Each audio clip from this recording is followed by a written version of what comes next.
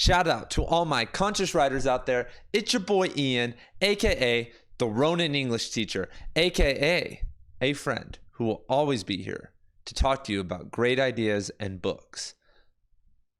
I know you, yes you, on the other side of that cam right now, have the potential to release conscious content that can change the world. And I'm here to support you with some writing motivation. And before we get things ramped up, the main message of today is that you are better than whatever situation you are in right now. Unless you're in the perfect situation, unless the situation you're in right now honors your creativity and everything is going smooth, then you can just shut this off right now.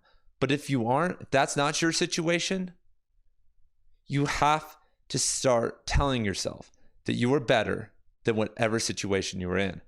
Say, I am better than this. Because self-esteem is the number one foundational or axiomatic aspect of creativity and productivity. And that may seem counterintuitive to a lot of people because they would, they're like, no, it's a lot of other things. It's the flow or having a certain type of personality or having a mindset or having a willpower. No, the ability to hold yourself in high regard will help you become a beacon to the universe that can channel the content that we need to change the world from darkness to light, from ignorance to knowledge. There are a ton of people, a ton of writers, a ton of artists who have low self-esteem, and they are masters at the game. They know sentence structure. They know stories. They can whip stuff out and make it awesome. But guess what? They aren't changing the world. They're actually regressing the world. You, that conscious artist, listening, longing for something greater, have to start saying affirmational qualities to yourself, because I know that you're maybe not in the house and situation you want to be in right now. Maybe you're stuck in a shitty apartment. Maybe you're with a relationship partner that doesn't love you or doesn't respect you and you don't know how to get out. Maybe you're at a job. Most likely you're at a job that you hate. I've done all of those things. Maybe you're still in school or stuck with your parents and you're in a high school or college and it sucks. I remember when I was in a creative writing class back at a community college I was at, there was this teacher and he was so boring. This guy has never published a poem in a journal and will never write a book about poetry in his life, but he was the head poetry professor. And he was the most monotone person ever. And the students in the class, same thing, just mean time and energy vampires. And I remember I turned in a group of poems that later got published and maybe weren't the best poems in the world, but it went way over their head. And that's okay. Like, that doesn't matter if something goes over their head. But I realized that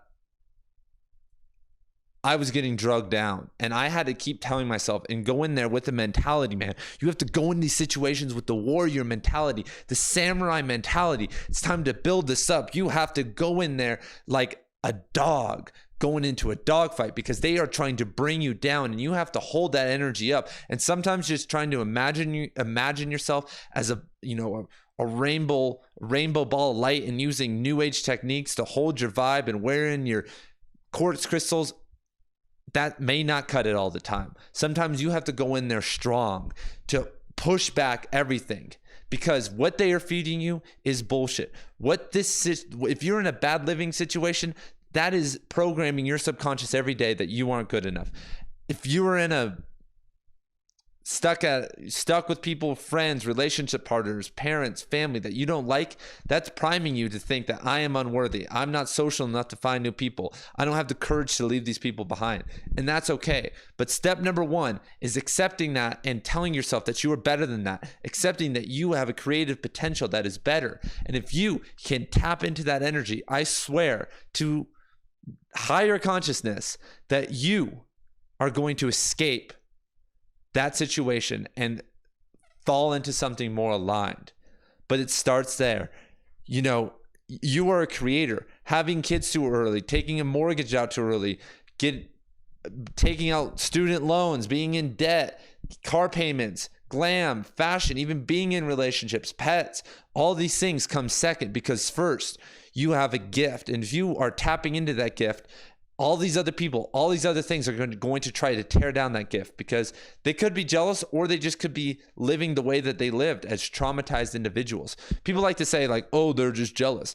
I don't really ever hear that very much. I just think that people are traumatized and this is how they react. So everybody, you guys know the message today.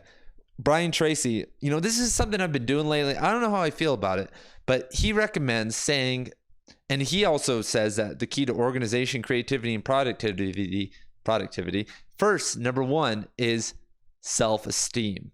And one of the best ways, he says, to build self-esteem is just to say, I like myself 15 or 20 times a day, or anytime you can. And I've been doing it every single day at least once, like 10 to 20 times. And I just go, here's an example. I like myself. I like myself. I like myself. I like myself. I like myself. I like myself. I like myself. I like myself. I like myself.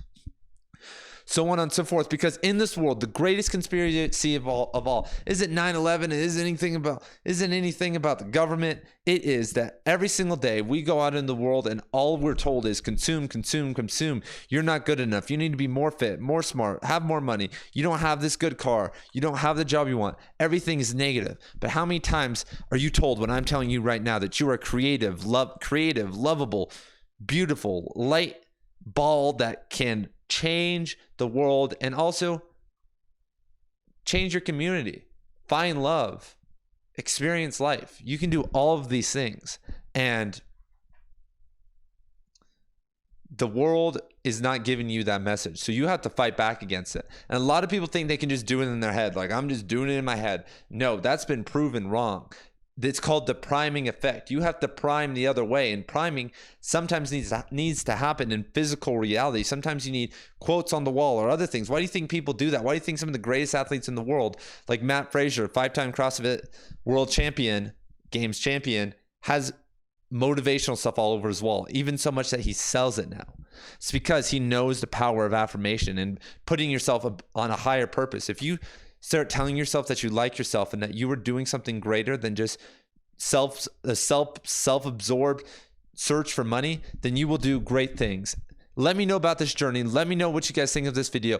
Tune in, because I am posting daily videos this year, and I feel like I could be even posting daily writing motivation videos, because I have so much fun doing them, and I want to motivate you guys to write, to get down on that page right over here. This is where I was writing today, everybody, right down here. You can't even see it, man. Tripod's not working, but you guys know the deal. You guys know what's up. I'll see you guys later. This is the Ronan English teacher and a friend who will be always here to talk to you about books, about literature, about anything you guys want. Peace.